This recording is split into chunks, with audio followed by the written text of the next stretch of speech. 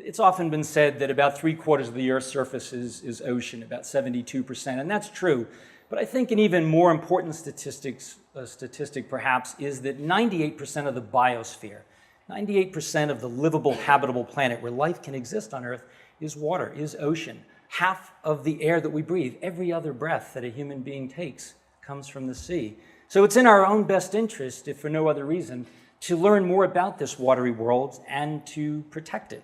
My job, then, is traveling around the world's oceans with a camera and trying to tell stories about these places. And I've had the privilege of doing that at one end of the spectrum to the other. I've worked in polar regions, in icy realms like the frozen seas off Hokkaido, Japan. It all sort of began for me, and this is, I know, why you came, to see pictures of me as a child.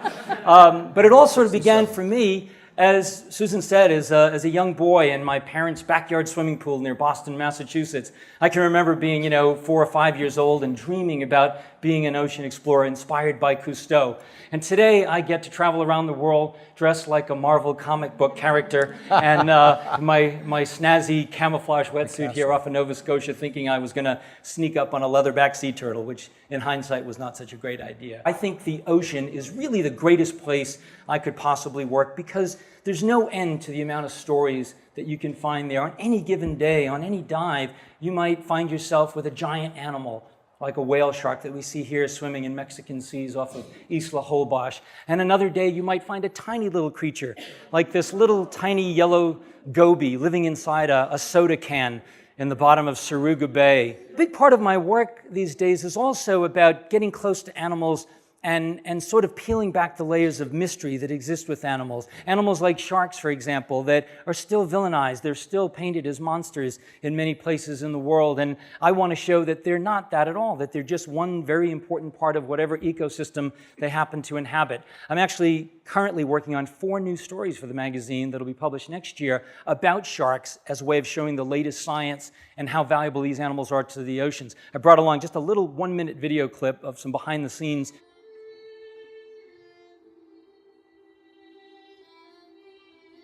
So as we learned from Finding Nemo, sharks are our friends, right? Well, they really are, and they're critical to the importance of the health of the ocean. Well, having these experiences over these many years is rather addictive. I typically spend about 8 or 9 months a year in the field shooting these stories and never cease to be amazed at what I'll find when I go out there. I've come to realize and come to know that if I spend time on or under the ocean, I will see extraordinary things. But over these years, I've seen some pretty horrible things as well. And as I mentioned in my opening remarks, these are things that may not be apparent to many people. So I want to tell these stories as well. Much of the work that I do these days has environmental themes as a way of telling a broader story about the ocean. A story I did a few years ago, for example, talked about climate change through looking at this animal, the harp seal, an endearing little animal that lives most of its life in the polar regions, comes down to the Gulf of St. Lawrence in Canada for a few weeks each year. But these are animals that are facing serious challenges today because of the loss of sea ice due to climate change. Another story that I did a few years ago was about the most endangered species of large whale on the planet, the right whale. And I wanted to compare and contrast 2 populations, the beleaguered North Atlantic species, which only about 300 or 400 remain on the planet, and I compared that with a pristine population of southern right whales that we see here that I found in the sub-Antarctic of New Zealand. This is my assistant standing on the bottom next to this 45-foot, 70-ton whale that chose to let us into its world. We couldn't possibly swim fast enough to make a picture. This animal had to want to let us in, and that's what I found with so many animals in the sea. I also spend time looking at ecosystems in the ocean to give a broader picture of what's happening down there. And a story I did a couple of years ago for the magazine was about seamounts. These are areas that are mountains in the sea, essentially. There are far more mountains underwater than there are on land, but yet most of them remain unexplored. There are areas of tremendous biodiversity. This is a photograph from a mountain range called Cortez Banks, located about 100 miles off San Diego, California. It's a spectacular kelp forest environment here. And although most folks have no idea that these places exist, you can be sure that fishing fleets know that they're there, and they are fishing them as we speak. Many of these are being targeted as some of the last hotspots in the ocean. A few years ago, I proposed a story to the magazine about the global fish crisis, the problems of overfishing in the world. And this came about largely for two reasons. Throughout my career, I had seen a lot of degradation. I saw fewer fish, less sharks in the places I used to see sharks. I also read a scientific paper that was published in the British journal Nature around that time that stated that 90% of the big fish in the ocean have disappeared in the last 60 years post-World War II due to commercial industrialized overfishing. When I read that paper, I thought this was going to be headline news in every media outlet. But it really didn't get that much attention. So I proposed a story to the magazine, and it became a cover story. And I spent about 2 years going around the world, and there are so many issues associated with overfishing. We couldn't cover them all, but I wanted to focus on a few. And, you know, a lot of it was just getting readers to get a grasp for what this means, what commercial fishing is really all about. I mean, they're using Star Wars kind of equipment here, and the fish truly don't have a chance. These are absolute factories at sea. This is a picture of one of these ships. You know, they're 450 feet long, and they do everything at sea. They catch the fish, they process them, they package them, they freeze them, and then when they hit the dock, they immediately unload them. Less than 24 hours, they're back out there at sea. I really, with this story, wanted to approach it not like a typical underwater story. I wanted this to be more like war photography. I wanted readers to get a sense of what was happening to marine wildlife around the planet, because this is not like other things that we eat in many cases. It's a harvesting of wildlife. This is one of the most common methods of fishing in the world, something called a bottom trawl. This was a small one that was being used in Mexico to catch shrimp. It's used on a much grander scale all over the world. And essentially the way this works is you've got a net with buoys on the top and a lead-weighted line on the bottom and two big steel doors. This entire assembly is towed behind a boat, and as those doors meet resistance to the water, it opens the mouth of the net. As you can also envision, it's quite effective at catching everything else in its path as well. And because this was a bottom trawler being used to catch shrimp that would bounce into the net, it was also effectively clear-cutting that precious benthic layer on the bottom, all the little corals and anemones and all these things that are not intended to be caught but inevitably do get caught. This photograph shows the fisherman's hands. I made this picture after he towed that net for 1 hour. And he had, you know, a handful of shrimp, 7 or 8 shrimp, and all those other animals that are dead on the deck of his boat are called bycatch. These are animals that are unintended catch that will be thrown back into the sea as trash. This is, you know, in many places in the world, this is the true cost of a shrimp dinner. A handful of shrimp and maybe 10 or 12 pounds of other animals that have no commercial value. And to make that point even more visual, I swam under the shrimp boat as they were shoveling this bycatch back into the sea and photographed this cascade of death, if you will. You know, guitarfish and bat rays, baby flounder that only an hour before were alive on the bottom of the ocean. With this story, I also spent time looking at shark fishing worldwide because right now, today, on planet Earth, we are still killing in excess of 100 million sharks every single year. You know, we cannot kill 100 million apex predators and expect any ecosystem to be healthy. Before I went out to photograph this component of the story, I sort of wrestled with how do you make a picture of a dead shark that will resonate with readers? Because, you know, there's still this conception that these are bad animals, they're monsters, and, you know, the only good shark is a dead shark. And I made a number of images like this that were technically fine and could have worked. It was this one morning when I jumped in the water and found this thresher shark that had just recently died in a gill net. And because it's a pelagic animal that lives out in the open ocean, it had these big pectoral fins, and its eye was still open. And as I framed it up in my viewfinder, it sort of struck me as a crucifixion. And I thought that maybe this would give some empathy to that issue of 100 million sharks. It ended up being the lead picture in our cover story on the global fish crisis, and I think, you know, it's had a life since then. In 2007, it's been used by a number of NGOs to sort of get the attention about the need to cease this sort of slaughter of sharks. One of my most recent stories, I was published in the magazine last year, was about the Atlantic bluefin tuna, an animal that is quite enigmatic that I've been chasing for decades, very difficult to get close to. I really wanted this story to help readers understand what a magnificent creature this is, not just, you know, something that we eat. I want readers and folks to understand what they're eating. You know, I think we all go to a restaurant with friends and somebody orders a steak and we know where a steak comes from, and somebody orders chicken and we know what a chicken is. But when you're eating bluefin tuna sushi, I often wonder, does anybody really have an appreciation for this magnificent animal? This is an animal like nothing else on the planet. This is an animal that continues to grow its entire life. If we weren't so efficient at catching them, there'd be 30-year-old bluefin out there that weigh a ton. But they don't get anywhere near that big these days. These are animals that can generate heat in their body. They're effectively a warm-blooded fish, and because of that, they can swim practically from the equator to the poles in search of their prey. To be underwater in the wild, like this one picture in Canada with one of these animals. I wrote in my book, Ocean Soul, I wrote to be with a bluefin tuna underwater in the wild is to witness the sense of divinity in nature. They are so perfect and just an amazing predator. I believe they should be revered for their biology, but instead they're just prized for their flesh, the most valuable animal on the planet. Some fish have sold for as much as $1 million in the Tsukiji fish market in Tokyo. And it sort of dawned on me that, the ocean's not a grocery store. We can't continue to take like this without, some serious consequences as a result. And that's what we're seeing right now.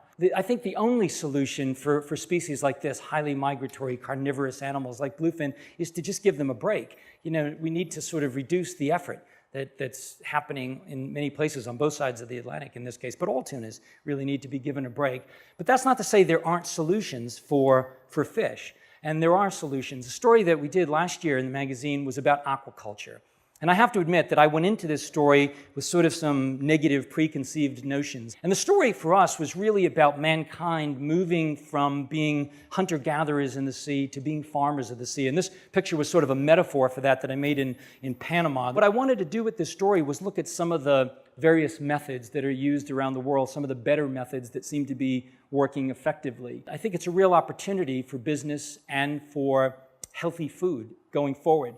Their actual farm is about 8 miles offshore, and they employ a method of aquaculture known as open ocean aquaculture, which uses the current to distribute waste. One of the problems with raising finfish near land is that you often get the accumulation of waste, and the nitrates can choke the coastal ecosystem. But if you're in an area of high current offshore, they're about 8 miles offshore, it distributes that, and that's not a problem. They're raising a species of fish known as cobia, which are sushi grade, very high quality fish. They grow very fast. They go from about a 1¼ gram fingerling to about a 12-pound fish in just a year. Despite the gear and the environment, there are a lot of parallels to terrestrial farmers. It's a farmer mending his fences. This guy's just cleaning the nets.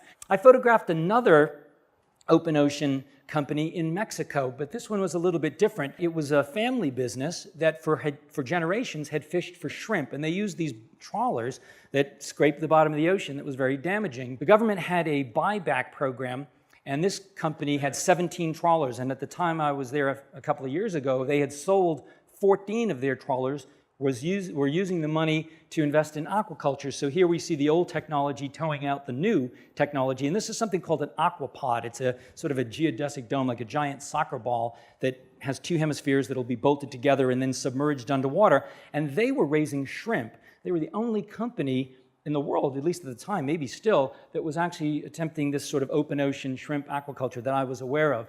The big thing is feed conversion ratio. How many pounds of feed does it take to raise 1 pound of whatever it is you're raising? At the time I was there with the shrimp, it was less than 1-to-1, which was very, very good. They had also noticed that there was algae that was naturally occurring on the aquapods, and that the shrimp were beginning to graze on that. So they were hoping that in time, they might not even have to feed the shrimp, that it would, the feed would just be produced naturally. Aquaculture, of course, is not new. It's something that dates back in some places like China over 2,000 years.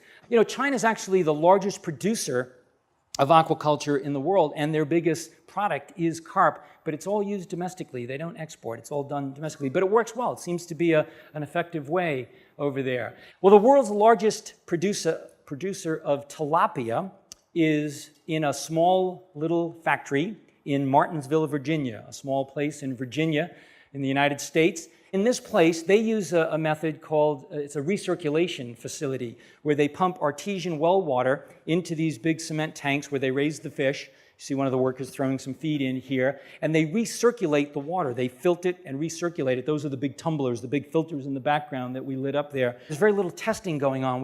They don't test for heavy metals. They don't test for a lot of toxins and things, but with aquaculture, they can do that. They can deliver a high quality product. As the world is demanding better quality and assurances, aquaculture can certainly do that, and I think that's the future of these sort of directions.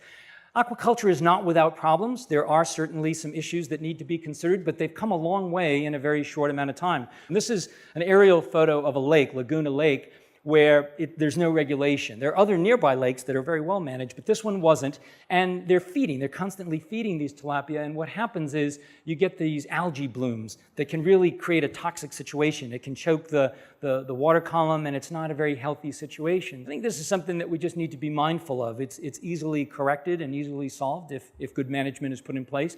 The last method of aquaculture that I wanted to share with you today is one that I found the most interesting. It's something called integrated multi-trophic aquaculture. And this is basically raising multiple species that sort of work in harmony with each other, that all work together, each being a harvestable product by itself. And the company that I photographed here was started by a scientist on the west coast of Vancouver Island in Canada, a small startup company, but very innovative and very clever. And as I mentioned earlier, raising finfish can be a problem because of the waste. It can create nitrates, which will do a lot of damage to the ecosystem. But in this case, just down current of the fish, he was raising scallops. These are Japanese scallops. He had about 1 million of these in these cages. Each one, he told me, sells for $1, so he had $1 million worth of scallops here. These are filter feeders that naturally filter the water, so that waste produced by the finfish is naturally being processed by scallops, and that's what they do. And just down current of the bivalves, of the scallops, he was raising sugar kelp on these sort of underwater clotheslines, if you will. And the sugar kelp, also a harvestable product, was being sold to companies for pharmaceuticals and nutraceuticals, and they were also looking for food products. The kelp actually continues to purify the water by taking nitrates and turning it into oxygen. So, each of these is working in harmony with each other. Aquaculture is a great opportunity for investors and for businesses going forward because they can deliver a controlled product with high quality. We're at the point now with wild stocks where almost every stock is fully harvestable. We've reached the limit, and most stocks are on the way down in many places. I think if we're going to feed 9 billion people in the time ahead, we're going to have to look to the ocean as a way to deliver protein, and it can be done. From what I can see, it is, in fact, a solution. I also wanted to spend a little time today talking about coral reefs, because right now, today, in the 21st century, we have lost somewhere between 40 to 50% of the world's coral reefs. To find truly healthy coral reefs, you have to journey to some of the world's most remote locations. I've done 3 expeditions to the Central South Pacific, and this is what you can find there. These are very remote islands. This is an aerial view of Millennium Atoll, and because of their remoteness, they have remained largely unspoiled. This is Enrique hovering over a newly discovered species of coral, something that was new to science. And it still sort of blows me away that we can go to places in relatively shallow water in the world and make these new discoveries. Historically, it was believed that reefs were comprised mostly of reef fish and very few predators like sharks. But they determined by essentially traveling back in time to these places that a really healthy coral reef has a biomass of about 85% of predators, animals like sharks. It all has to do with the metabolism and the reproductive rate of these animals and how they generate food for each other. I saw that every animal played a vital role, that the herbivores like parrotfish were vital because they managed the algae growth on the reefs that would otherwise choke it. In places where there were upwellings of planktivores like soldierfish and surgeonfish milling around. After the global fish story a few years ago, I wanted to do a story that talked about hope and show the value of marine protected areas. So I went to New Zealand to do that because New Zealand had a variety of ecosystems and they were quite progressive in terms of protecting their EEZ. Every part of the ecosystem seemed to be healthy. The benthic level with little nudibranchs crawling over sponge, and leather jackets, a type of triggerfish that graze on the bottom and allow new life to take hold. And I wanted to close with this picture that I call my primal ocean picture. This was made in a part of New Zealand called Poor Knights Island. And the day before I made this photograph, I was having tea with an old-time Kiwi diver, a guy named Wade Doak. And over tea, he told me that he believed that the marine life and the diving was better in this place today than it was when he began diving in the 1950s or 1960s. But here was a place that was better today simply because they protected it in the 1980s.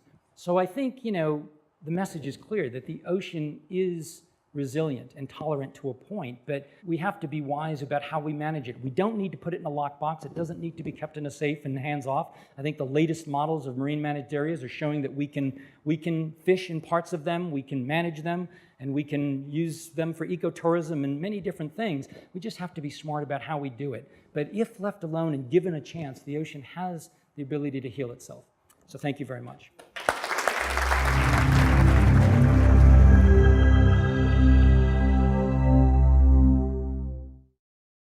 The air that we breathe, every other breath that a human being takes comes from the sea. So it's in our own best interest, if for no other reason, to learn more about this watery world and to protect it. My job, then, is traveling around the world's oceans with a camera and trying to tell stories about these places. And I've had the privilege of doing that at one end of the spectrum to the other. I've worked in polar regions, in icy realms like the frozen seas off Hokkaido, Japan. It all sort of began for me, and this is, I know, why you came, to see pictures of me as a child, but it all sort of began for me, as Susan said, as a young boy in my parents' backyard swimming pool near Boston, Massachusetts. I can remember being, 4 or 5 years old and dreaming about being an ocean explorer inspired by Cousteau. And today I get to travel around the world dressed like a Marvel comic book character and my snazzy camouflage wetsuit here off of Nova Scotia, thinking I was going to sneak up on a leatherback sea turtle, which in hindsight was not such a great idea. I think the ocean is really the greatest place I could possibly work because there's no end to the amount of stories that you can find there. On any given day, on any dive, you might find yourself with a giant animal, like a whale shark that we see here swimming in Mexican seas off of Isla Holbox. And another day, you might find a tiny little creature, like this little tiny yellow goby living inside a soda can in the bottom of Suruga Bay. A big part of my work these days is also about getting close to animals and sort of peeling back the layers of mystery that exist with animals. Animals like sharks, for example, that are still villainized. They're still painted as monsters in many places in the world. And I want to show that they're not that at all, that they're just...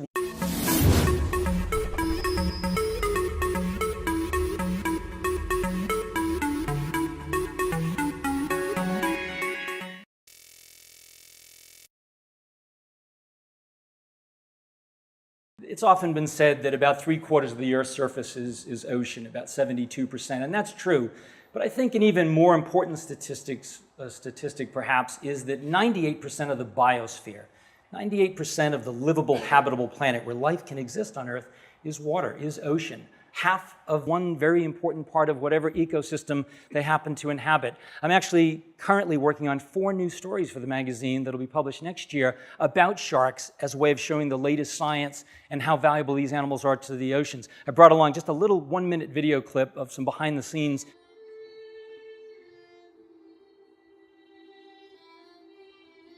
So as we learned from Finding Nemo, sharks are our friends, right? Well, they really are, and they're critical to the importance of the health of the ocean. Well, having these experiences